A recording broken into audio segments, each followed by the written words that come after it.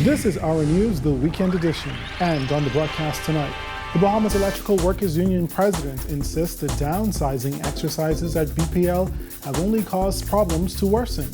Plus, the Bain and Grantstown MP speaks out on the country's marijuana laws. And budding tech entrepreneurs offer solutions to the country's social issues.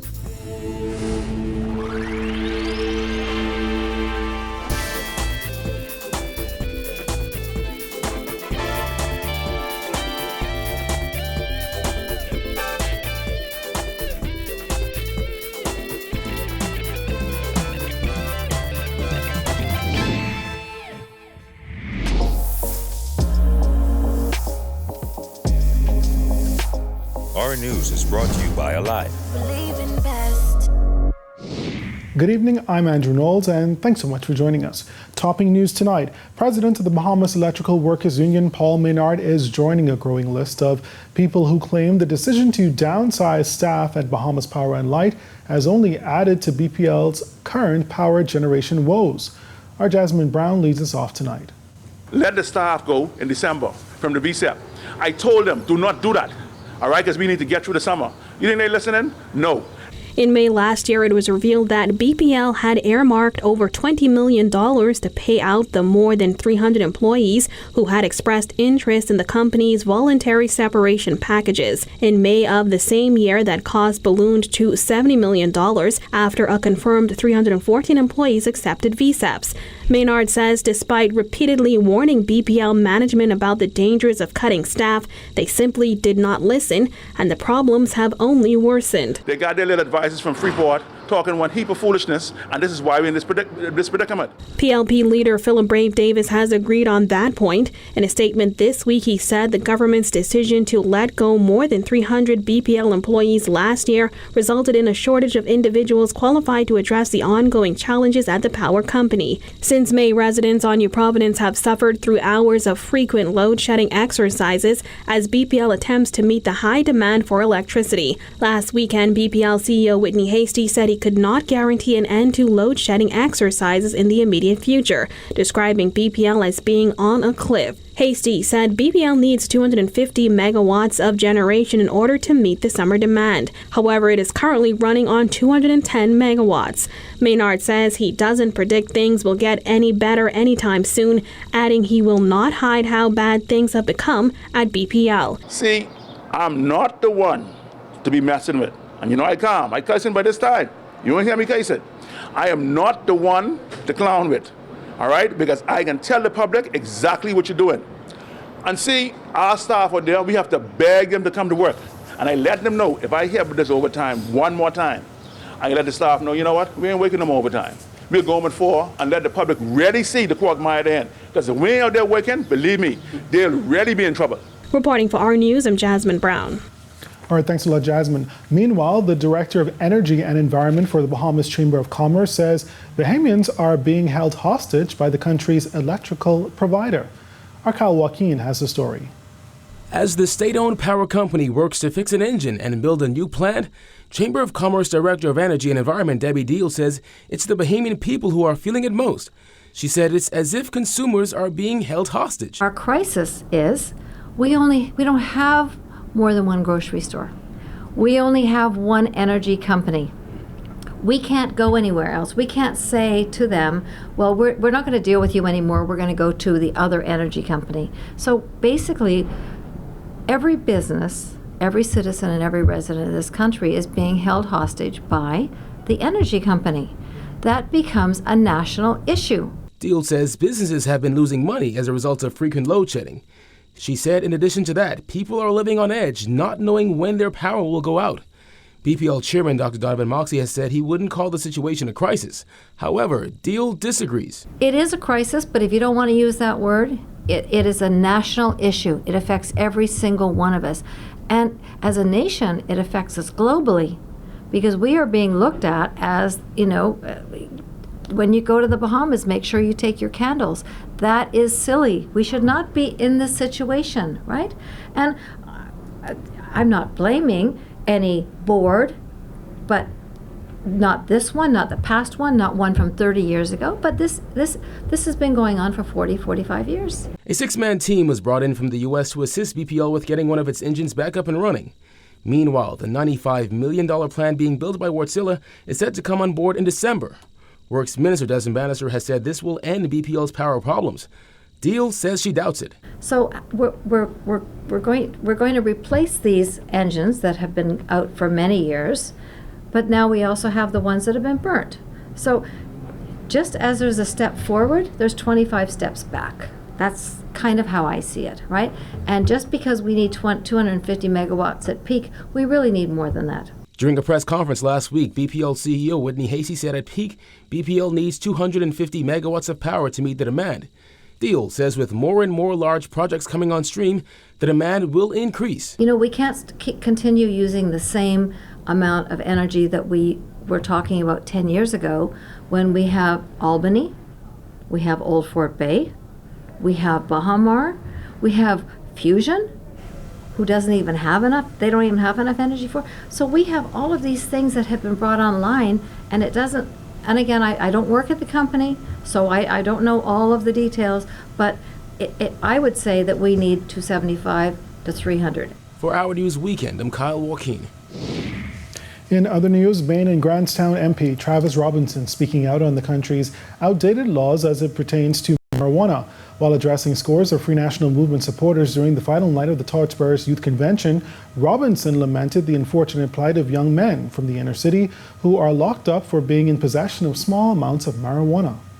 When I think about my young brothers on the streets and on the blocks in Beantown, Centerville, Nassau Village, or even the Grove, who are taken before the courts for being in possession of drugs or marijuana, it causes me to pause and to wonder, what about their futures?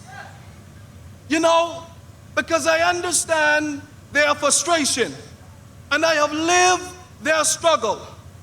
Smoking a joint should not make you a criminal, and it sure doesn't make you a murderer. And given today's reality, Robinson says a review of the country's laws on marijuana is needed.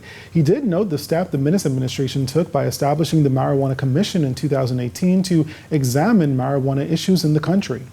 Our country's antiquated systems and outdated laws has caused unnecessary conflict with young, decent men on our streets and the police.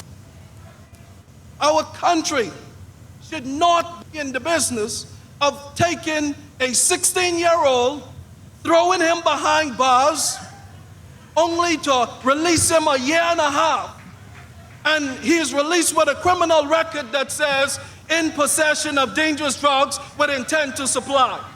So now he can't get a job, can't get a visa, can't travel, and can't take care of his family. With the Pan American Health Organization sending out a warning this month that the region is currently facing a new epidemic cycle of dengue, Health Minister Dr. Dwayne Sand says local health officials are keeping a close eye on the issue. He confirmed there has only been a handful of cases reported in the Bahamas this year.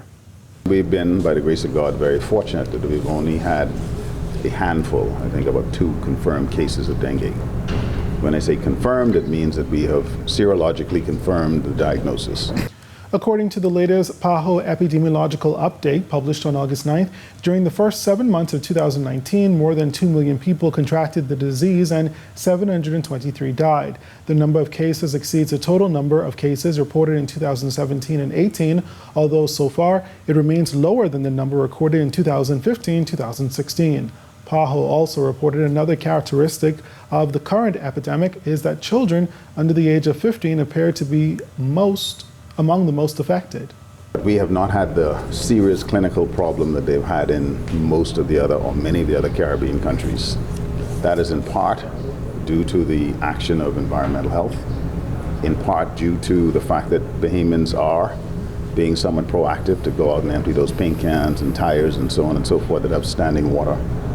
This is an issue of cooperation, and you can fog till the cows come home. That's not going to solve the problem. You have to deal with the adults, you have to deal with the larvae, but more importantly, you have to eliminate the environment in which mosquitoes breed. So far, so good, but we should never ever let our guard down. Dengue is a mosquito-borne viral disease that has rapidly spread in many regions in recent years. Dengue virus is transmitted by female mosquitoes. Well, nearly 100 students from both public and private schools got the opportunity to participate in the Hackett Bahamas summer camp. The program provides hands-on instruction in the fields of science, technology, engineering, and mathematics. The camp also gives attendees a chance to apply their knowledge to an issue of social impact within the country. My team and I came up with the idea of hydro-powered electricity in the Bahamas. We thought it would be great because it's a renewable resource. We don't have to burn fossil fuels, and we think that it will be reliable in the Bahamas, keep the power on all day, every day. It's a solution developed by a team of students who decided to take on a vexing issue affecting all residents here in the capital. We thought that maybe the power going off constantly might be a bug for most people. It limits their opportunities or what they can do without the day. That's just one of the many ideas from students attending this year's Hackett Bahamas camp. It's a free 5-day technology camp for students in grades 9 through 12. Co-founder and CEO of STEM Board, Aisha Bo, says each year the camp continues to evolve. 6 years ago when I founded the camp, we started in a concrete classroom with about 15 students. Today we have nearly 100, and we have more than we can even accept into the camp. The students began by building functional prototypes, but now they build businesses. We have students who have gone on to study engineering at Georgia Tech, at Purdue, at Morehouse. We keep minting graduates in engineering and technology fields, and even better, we have students that are building businesses. We've got campers that are working with partners here in Nassau after they leave in order to build out their applications and sell their products. Bo, who is an aerospace engineer, considers it her mission to empower minority youth in STEM to become the industry's future. And her local camp is just one way of doing that while making an impact on the community. When we got here, I said, I think what I want to do is I want to create an opportunity that's free and that can cultivate talent. And so for the past 6 years, we've steadily worked to increase the opportunity. I bring in industry experts from around the nation. Everyone here has a master's degree or above in a technical field. Everyone here comes from an Ivy League or a prestigious institution, and they give their knowledge back to the Bahamas. The camp culminated on Saturday with students pitching their ideas before judges for a shot at $1,000 cash prize. And the participants in the camp, well, they enjoyed every minute of it. Well, my experience, right? At first, I was a bit unsure of what I was going to do, but then that's why there's a team. We came together and we brainstormed our ideas, and we got we got safe surfing. The program for me was a very interesting experience, working with new people and coming together as a team as one to come up with an amazing idea. I would say that was the best experience, meeting new people and coming together as one. Coming here, it helps me to realize my full potential. It helps me to just know and have a passion for something that I never even knew would exist. I never thought I would have a passion for computer science or data science or forensics, but I really enjoyed my experience here. I will definitely be coming again, and it's a wonderful experience. Alive is one of the major sponsors of the event. Application and solution developer in the IT department, Tanya Bain, says the company is committed to supporting the next generation of Bahamian entrepreneurs and technologists. And I think that what Alive is doing here today is a great opportunity for us to showcase these talents that these kids have. Now, I've seen great ideas that I think that we can grow and expand on, and I think that they are the future. And still ahead tonight, the summer months proving to be pretty solid for the Atlantis Resort. That story and more when our news, the Weekend Edition, returns.